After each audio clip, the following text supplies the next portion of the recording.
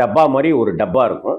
அந்த டப்பாவை இப்படி இருக்கிற புஸ்தகம் மாதிரி இருக்கிறத அப்படி ஓப்பன் பண்ணுவாங்க. ஓப்பன் பண்ணால் அங்கேருந்து சிகரெட் எடுக்கிறது.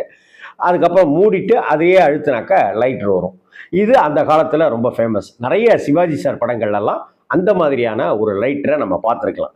எனக்கு தெரிந்தே நிறைய பேர் துப்பாக்கி மாதிரி, விஸ்கி பாட்டில் மாதிரிலாம் லைட்ரு வச்சிருக்கிறவங்களாம் நானும் இங்கே நேரடியாகவே பார்த்துருக்கேன்.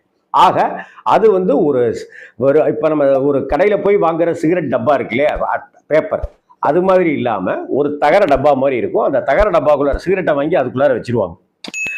ஒருவேளை சிகரெட்டே டப்பாவே அது மாதிரி விற்குமோ என்னமோ தெரியல எனக்கு. அது மாதிரி ஒரு சிகரெட் டப்பா இருக்கும். அதை ஓப்பன் பண்ணுவார், சிகரெட்டை எடுப்பார், மூடுவார், பற்ற வைப்பார். அப்போ ஒரு மியூசிக் வரும்.